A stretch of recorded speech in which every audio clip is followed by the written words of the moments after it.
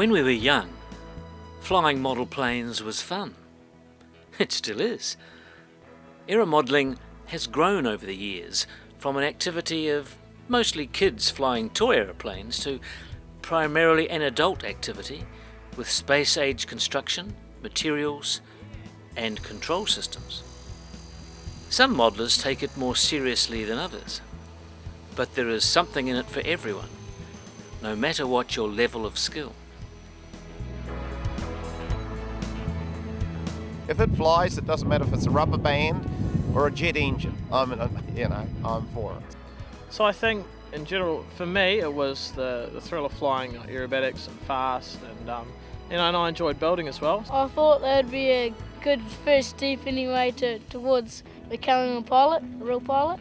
My flying of today with the jets, it was definitely the motors that got me into that. The fascination with a jet engine. I'm always very interested in getting the ultimate out of a particular model within the given rules for that particular class. It's the discipline, I think, that I enjoy about it. Yeah, but I always built scale plastic kits, and I guess that's where my interest came through. It's fun and good way to spend your time. Well, with the advent of electric, it's definitely much easier for me. I don't really want to muck around with greasy, oily, noisy engines. I like crashing everything. Yes, get together with people of like interests and go play with toy airplanes. You can do something for a few years until you feel you've done all that you want to do within that discipline, and you can move on to another discipline and your interest is renewed all over again. And away you go for another few years.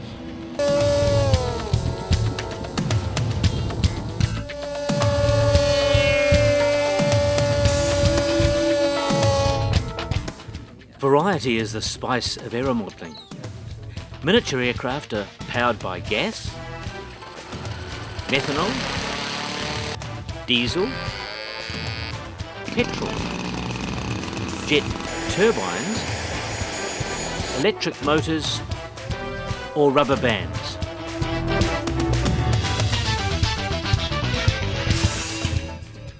Sailplanes and gliders are launched by winches, towed by a tug, hand-launched, or kept aloft by rising air along a slope.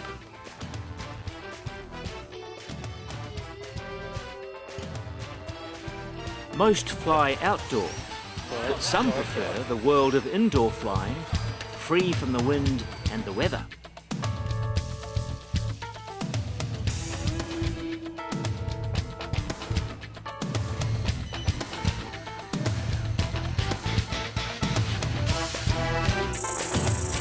If you choose to spend a little time and a little money, there are opportunities to fly large models at international level.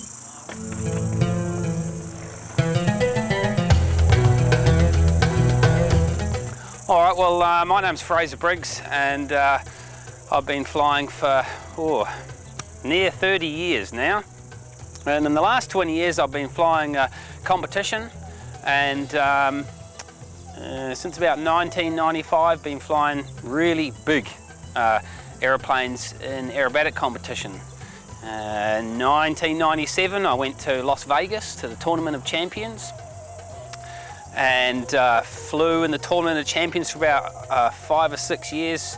And since 2002, I've been competing in Tucson, Arizona every year at a large competition there called the Shootout.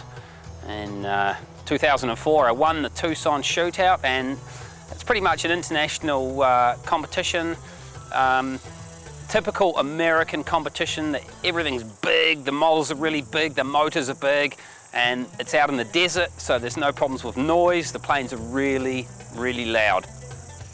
Now, what's happened in the last 10 years of flying these big airplanes is manufacturers have jumped on board, and you can actually buy one ready to go. You don't have to spend 6 months of your life building your plane. You can just get on the internet, choose a colour scheme that you like, and get out the credit card.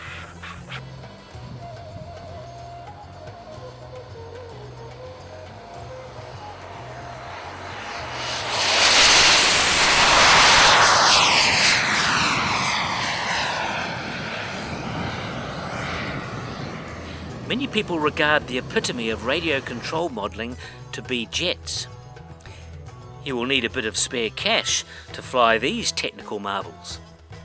But for the guys who like scale, the jet is the ultimate scale, because it sounds the same and it smells the same as a full-size. Whereas no other aeroplane, no other engine can ever sound like a full-size one.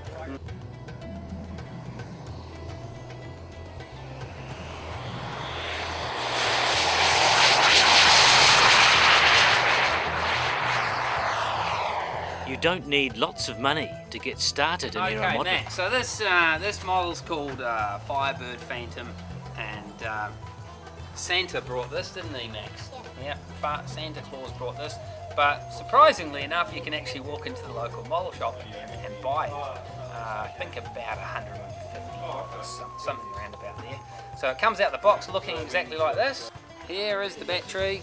It's a little nickel metal hydride battery. You get about 5 or 10 minutes flying on that. Right, let's see if we can get it turned on. So, yeah, don't move the sticks. Max. Plug the battery in. Battery goes in there. Close the lid. Right, now pull the throttle back. Okay, now you can give it a rev. There we go. Move the elevators up and down. Okay, there we go.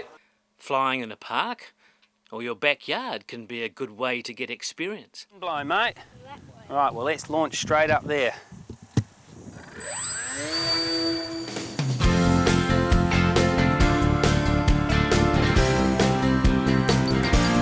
I'll try and get next to you, Jared. These electric models are great. They don't make any noise, so the neighbours don't complain about the noise of them.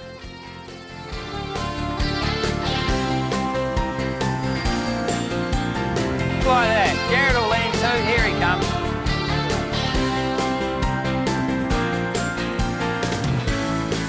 Ah, perfect. I think the best way is to approach a hobby shop and get some advice. I think that there are a lot of guys who buy something off Trade Me or some organisation like that without getting good advice, and they sometimes buy things which are unsuitable. Yeah, to be honest, to go to a club first and just basically talk to people and find out what they did and how they got into the hobby is certainly the best thing to do before you actually start buying something. It's a sport that really you can get, it really teaches you a lot of skills in life. It teaches you a lot of building skills and patience and things like that. It's not something that you're going to get instant success with, so you have to be dedicated to do the sport, if you like. But the returns are really good because it's one of the best feelings is to see your creation flying in the sky there, having full control of it. It's, I think it's a skill which is sadly lacking nowadays, actually, to be able to build something with your own hands and then create a technical piece of equipment which can do things like these models can do.